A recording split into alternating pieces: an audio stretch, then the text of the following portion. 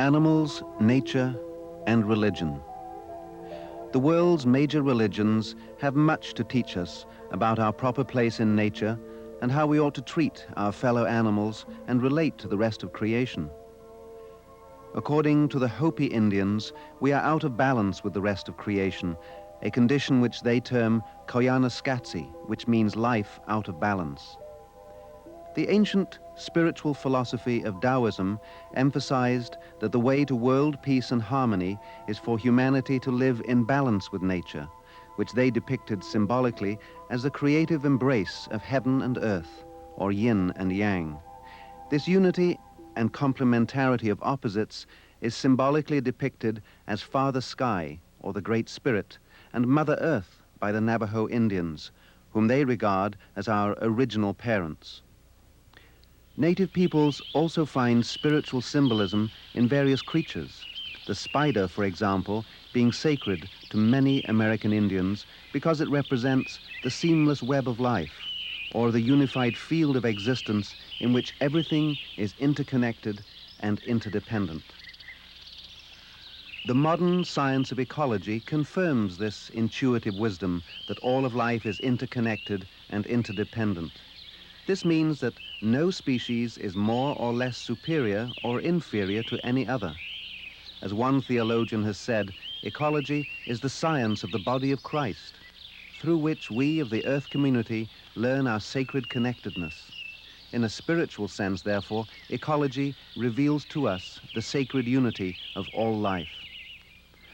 Molecular biology also teaches us about this unity and interdependence. The elements that make up our own bodies, such as carbon, phosphates, and nitrogen, circulate through the food chain and through the soil, the water, and even the air that we breathe. The old Zen aphorism that rocks are peopling rocks is true, insofar as the minerals from the rocks leach into the soil and are incorporated into plant life that we in turn eat and incorporate into our own bodies. In other words, the earth is our flesh, and we should treat it with the same respect as we would treat our own bodies. Evolutionary biology also teaches us about the biological interconnectedness of various species. Even the structure of human DNA, which could be regarded as God's blueprint, is basically similar for human beings as it is for other animals and even for plants. Physiologically and anatomically, the human species is also essentially the same as any other vertebrate species. Charles Darwin, in his theory of evolution, insisted that human beings were not superior.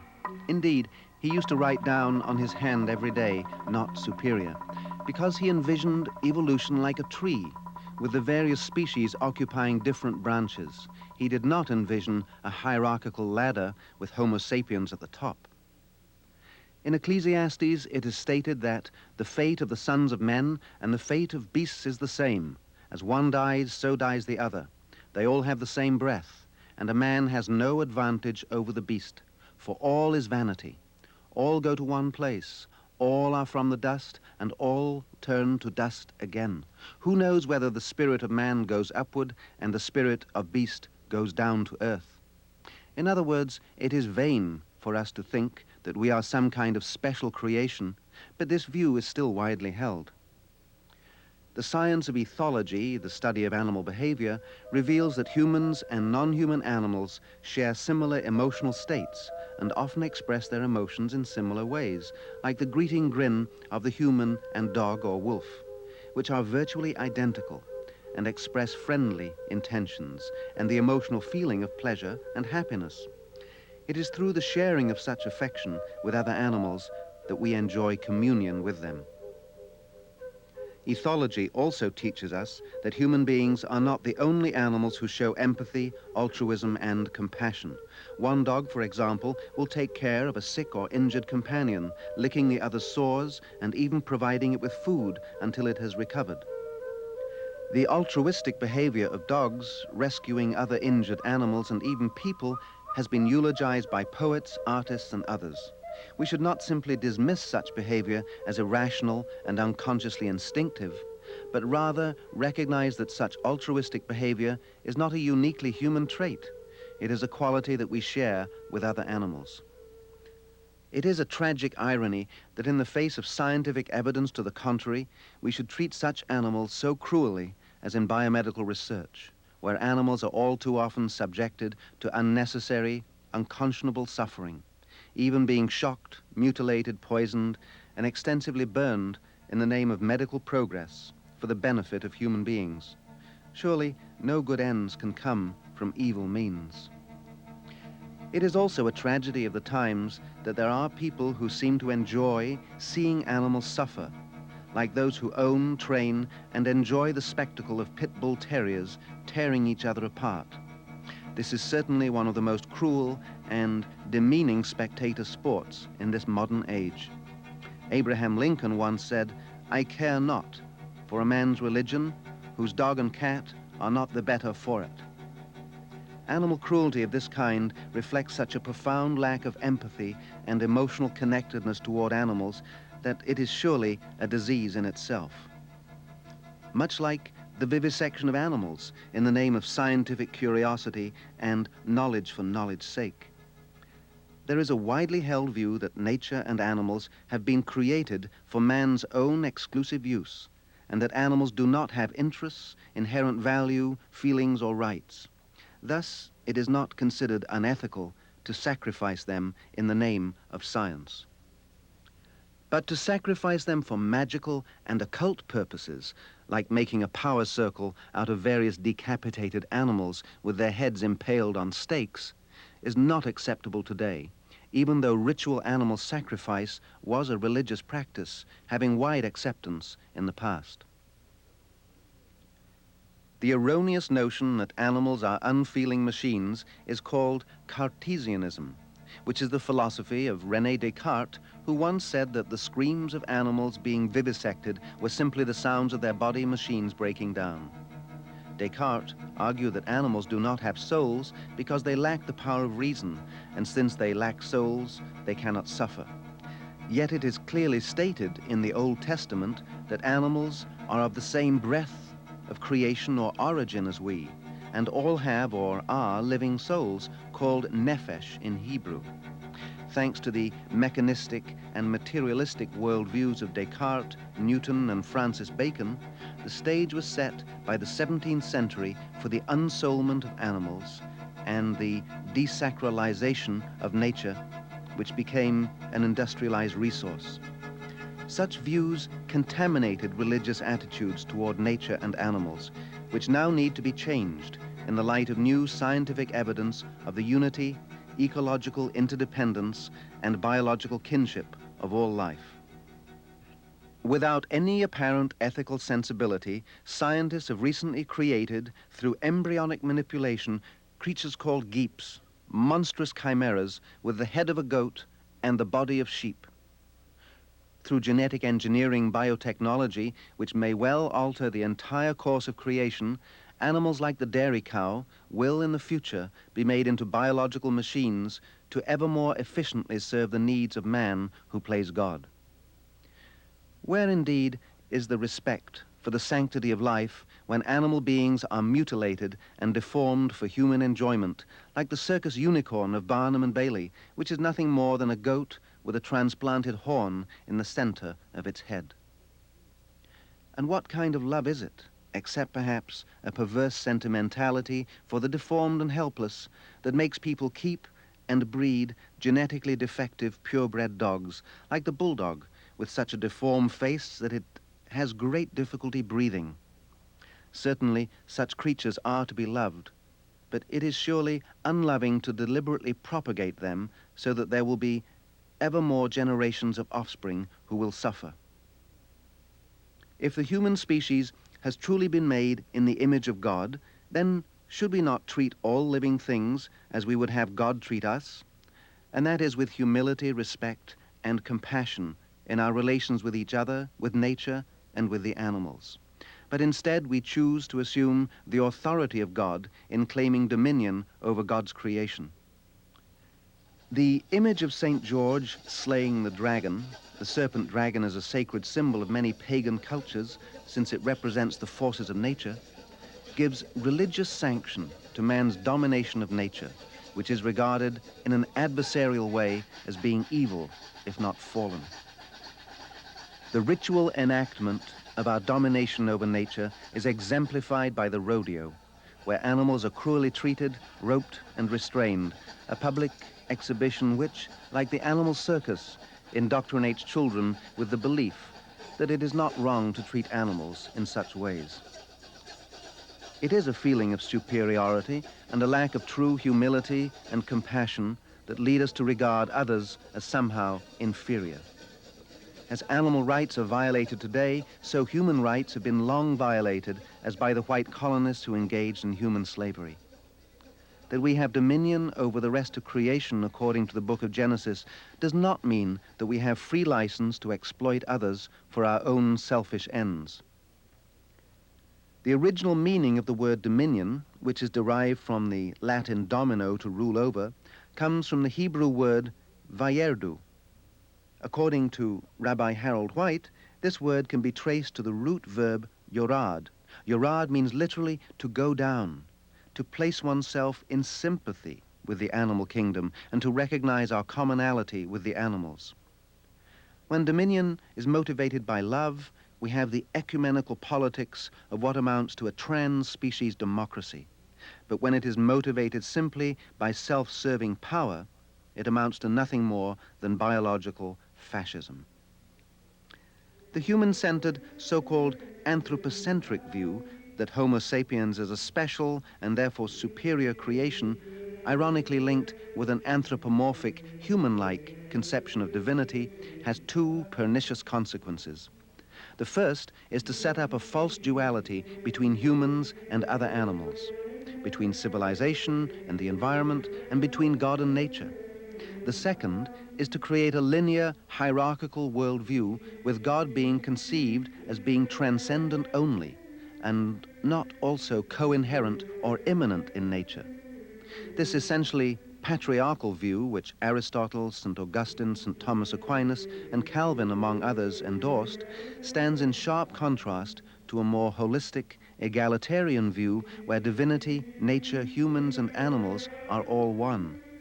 This latter, so-called panentheistic view, places ethical constraints upon how we treat the rest of creation because God is not simply transcendent, God is also in all, and all is in God.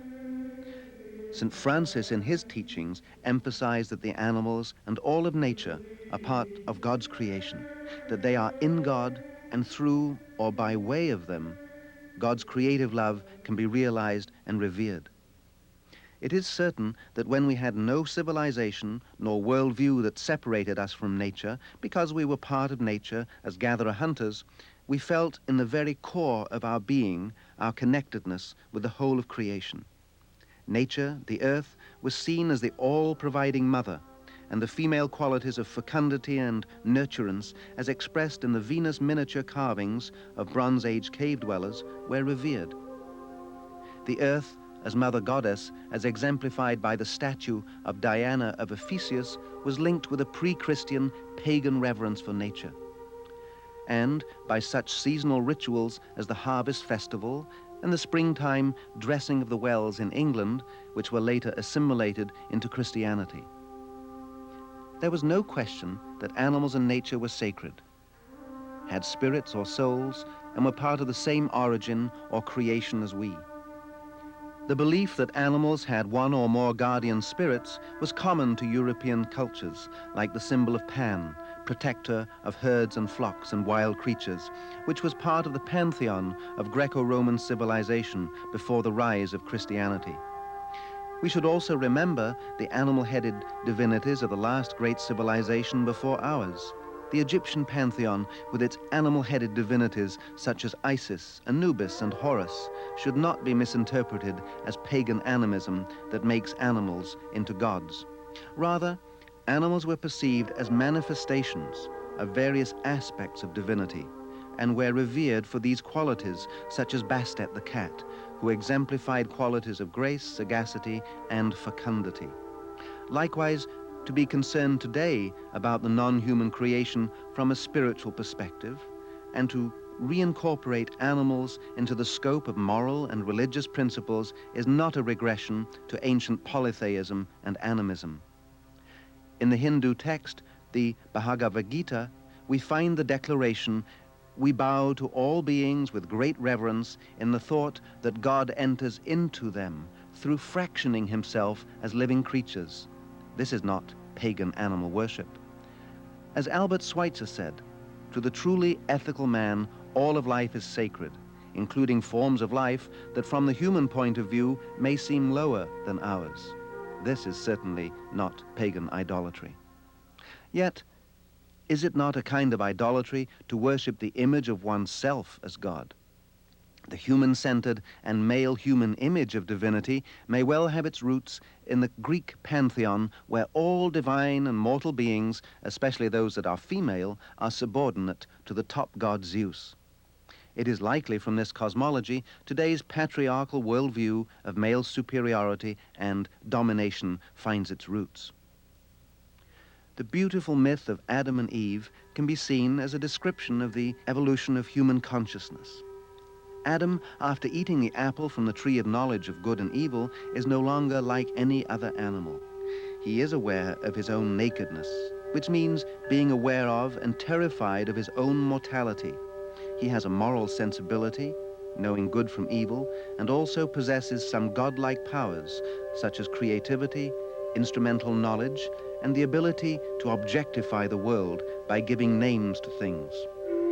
It was Lauren Isley who wrote, "The Eden of the present, that the animal world had known for ages, was shattered at last. Through the human mind, time and darkness, good and evil would enter and possess the world." End of quote. Evil arises from human ignorance, arrogance, fear of life and death, and from the selfish use and abuse of our powers of dominion. In trying to become gods in and for ourselves, and thus separating ourselves from the created order and our place therein, we fail to recognize our own limitations and dependence upon the whole.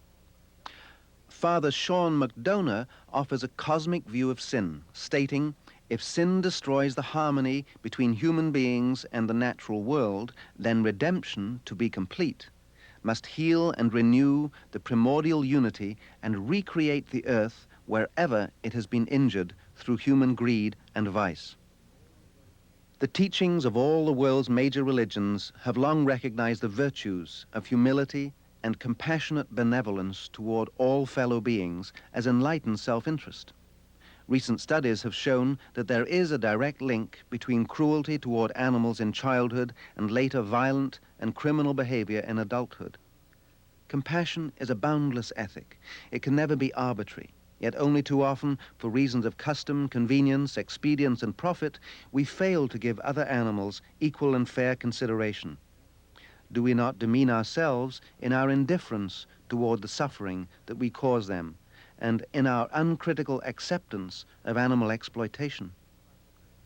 While creatures like the lamb were revered as sacred symbols by the Judeo-Christian tradition, we have the cruel incarceration of such creatures as the veal calf.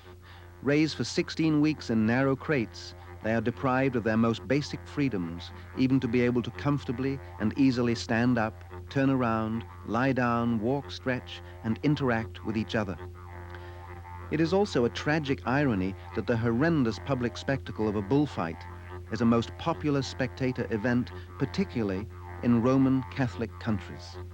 There is a discrepancy today between what the various religions teach and preach and how their followers relate to the rest of God's creation, and between what is taught in terms of our place in nature, our duties towards the creation, and what science now reveals to us about animals and nature.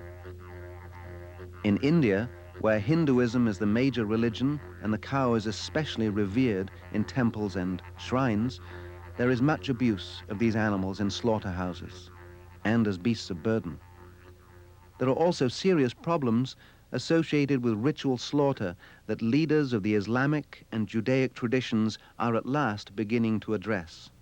As it says in the book of Isaiah, "He who kills an ox is like he who kills a person." And the Quran proclaims, "There is not an animal on earth nor a flying creature on two wings, but they are like unto you.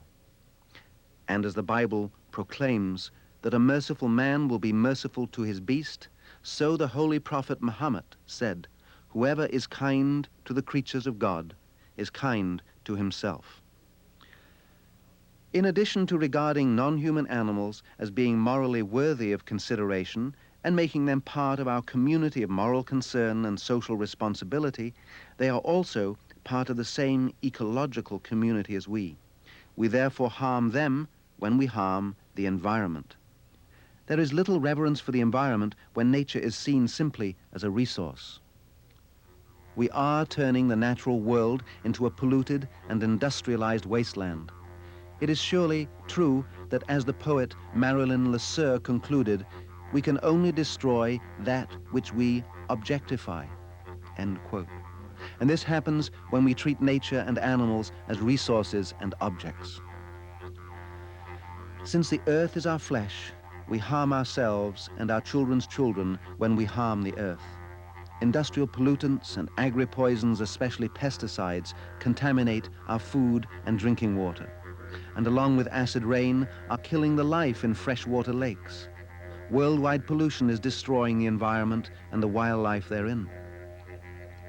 Since everything is interconnected, our own health suffers as a consequence, hence the epidemics of cancer, birth defects, genetic damage, and other complex health problems that we face today.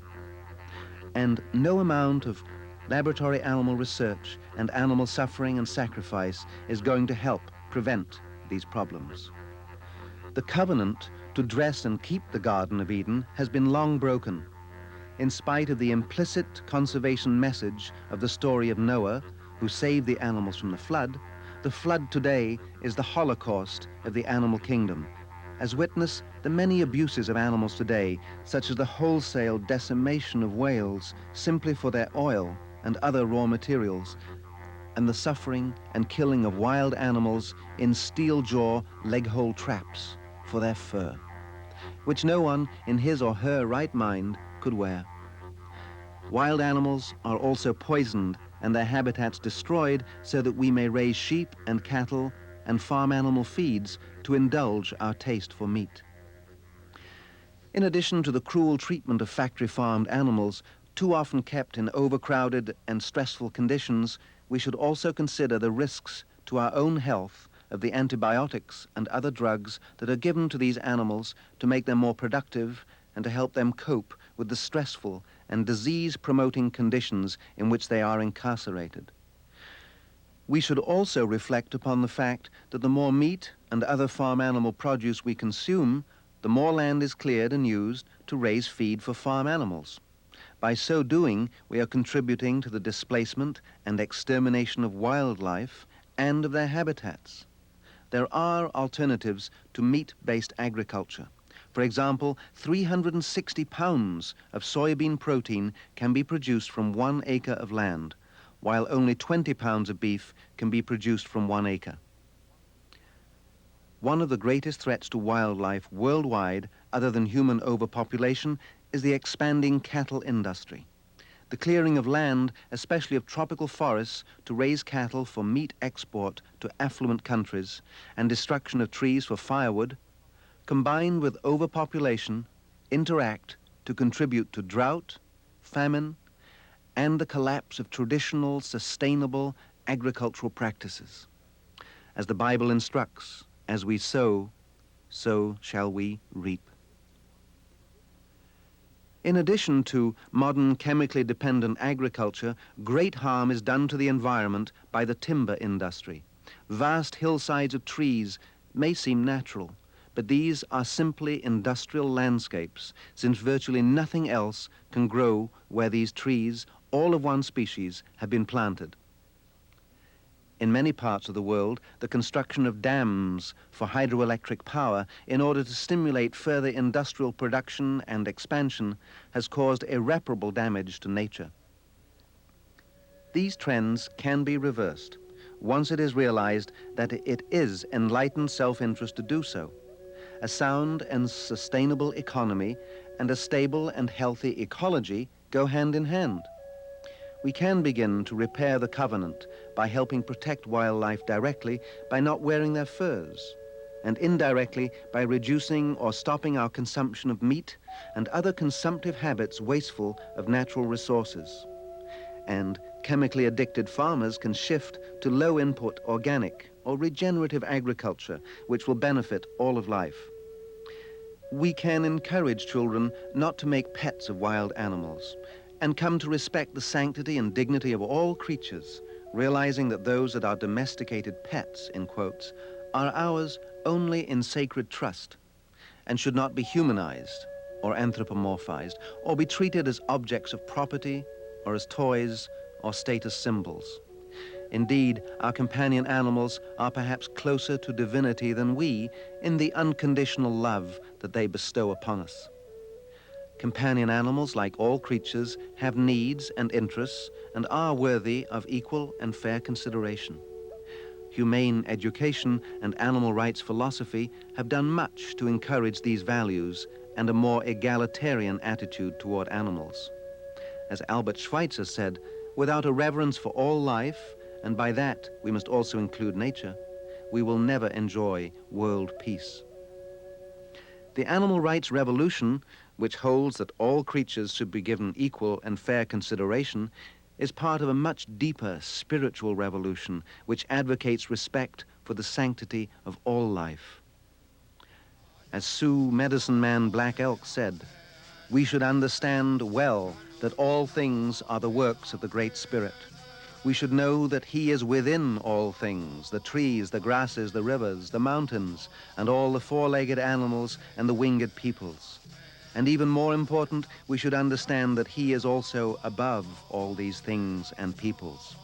When we do understand all this deeply in our hearts, then we will fear and love and know the Great Spirit, and then we will be and act and live as he intends."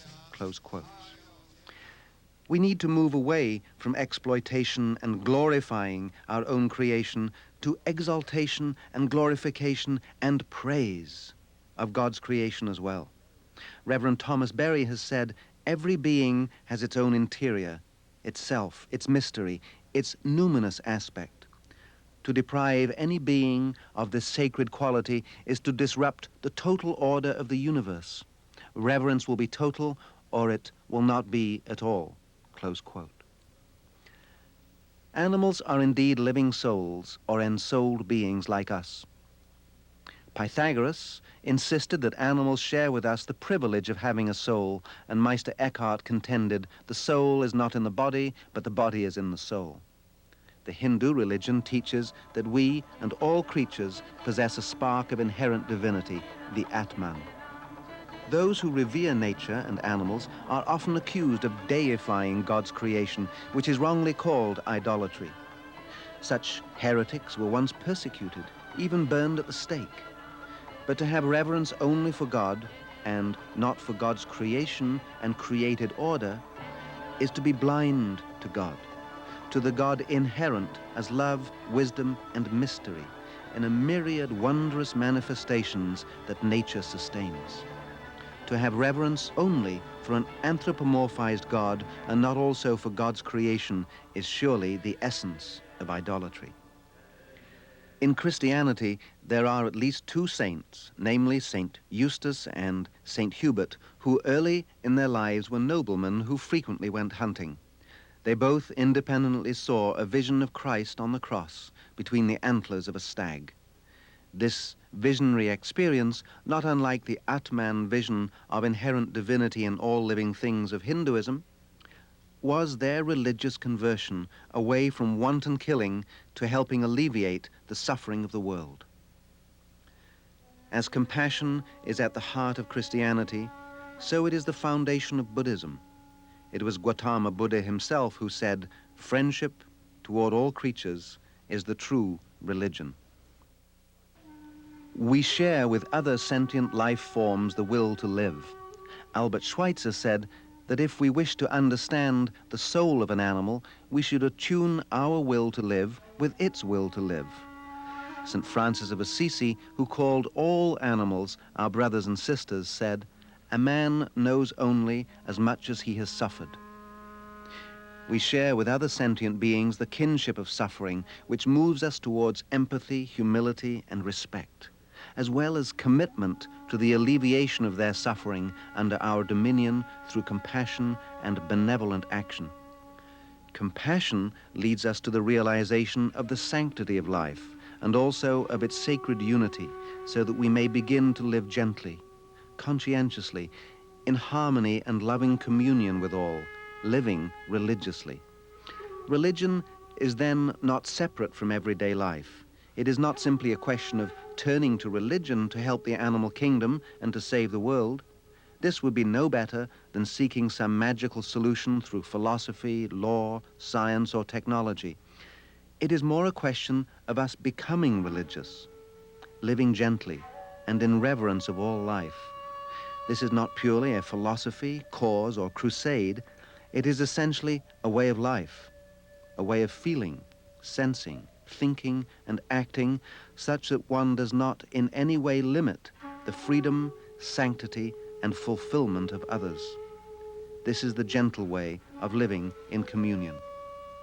We will begin to live in communion when we begin to empathize and see the world through the eyes of other animals, and when our self-centered worldview changes toward one of humility and kinship with all life.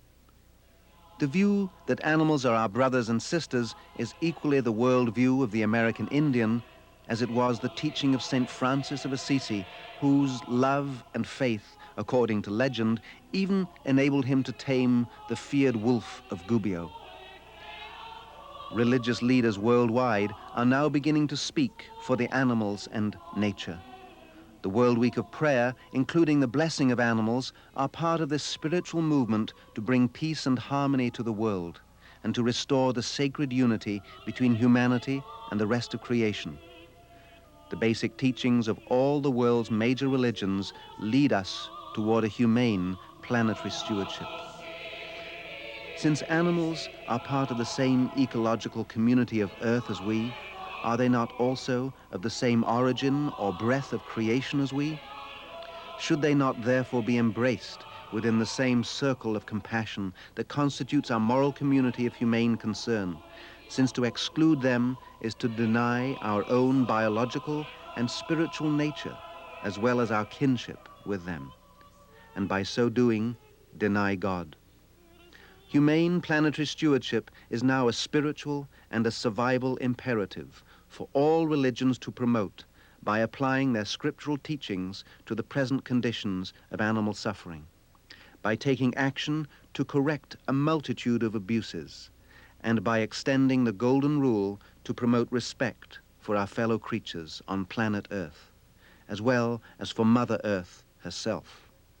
And when we begin to perceive divinity in and through all things, humankind will be inspired and guided along the gentle way of planetary stewardship, and in one voice say, "Grant that I may feel you always in everything." Oh, grant that I may feel you always in everything. Oh, grant that I may feel